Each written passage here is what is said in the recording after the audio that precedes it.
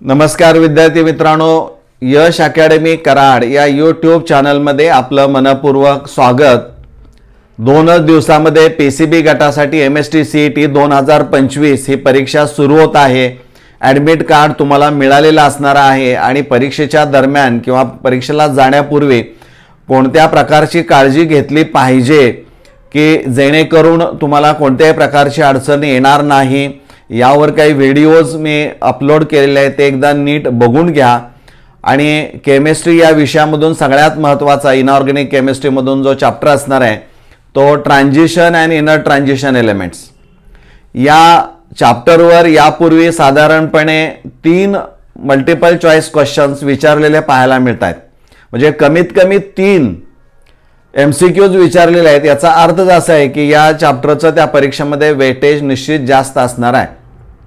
आणि साधारणपणे कोणत्या पार्टवर विचारलेला आहे तर oxidation state, atomic number, unpaired electrons, spin only magnetic moment किंवा आयोनायझेशन एन्थॅल्पी असेल, इंटरस्टिशियल कंपाऊंडच्या प्रॉपर्टीज असणारे आहेत त्या स्टेटमेंट स्वरूपामध्ये असणारे आहेत, किंवा लॅन्थेनाइड ॲक्टिनाइडचे ॲटॉमिक नंबर त्यातले काही इलेमेंट्स या पद्धतीनं प्रश्न विचारलेले पाहायला मिळतात। म्हणजे तुम्हाला 3D सिरीज 4D सिरीज माहित पाहिजे, ॲटॉमिक नंबर कुठून कुठपर्यंत आहे, त्यातले इलेमेंट्स कोणते आहेत, त्याचबरोबर त्याचं इलेक्ट्रॉनिक कॉन्फिगरेशन असेल, नंबर ऑफ अनपेड इलेक्ट्रॉन असणार आहे, ऑक्सिडेशन स्टेट असणार आहे, आयोनायझेशन एन्थॅल्पी असणारे आहे, किंवा जे कलरलेस कंपाऊंड कोणते तयार करतात किंवा करत नाहीत हे तुम्हाला पेअर्ड अनपेड इलेक्ट्रॉनच्या संख्येवरनं तुम्हाला ते सांगता येईल।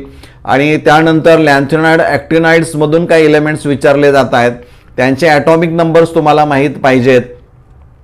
तर या सगळ्या गोष्टी साधारणपणे यावरच किंवा डेन्सिटी असेल यावरच वेगळ्या पद्धतीने प्रश्न विचारलेले पाहायला मिळतात। म्हणजे हे एकदा तुम्हाला बेसिक समजलं किंवा लॅन्थेनाइड हायड्रॉक्साईड जे असणारे आहेत किंवा नायट्राइड जे तयार होत आहेत त्यावर प्रश्न देखील विचारलेले पाहायला मिळतात। प्रश्नाचं उत्तर तेच आहे, परंतु प्रश्न विचारण्याची पद्धती निश्चित वेगळी असणारी आहे। आणि साधारणपणे हे प्रश्न तुम्हाला मी हस्तलिखित स्वरूपामध्ये PDF फॉर्ममध्ये मी उपलब्ध करून देतोय। त्याची डिस्क्रिप्शन, त्याची जी लिंक असणार आहे ती डिस्क्रिप्शन बॉक्समध्ये तुम्हाला देणार आहे।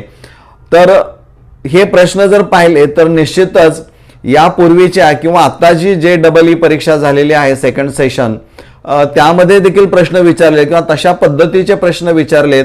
म्हणजे याचा अर्थ JEE लेवलची डिफिकल्टी लेवल मेंटेन केलेली आपल्याला पाहायला मिळते। काही प्रश्न निश्चितच सोपे आहेत, परंतु बऱ्याच वेळा सोपं हे अवघड वाटायला लागतं आणि अवघड हे कदाचित सोपं देखील होऊ शकतं, कारण अवघडवर जास्त तुम्ही कॉन्सन्ट्रेट केलेलं असतं, त्यामुळे ते लवकर सुटतं आणि सोपंच अडचणीचं ठरू शकतं।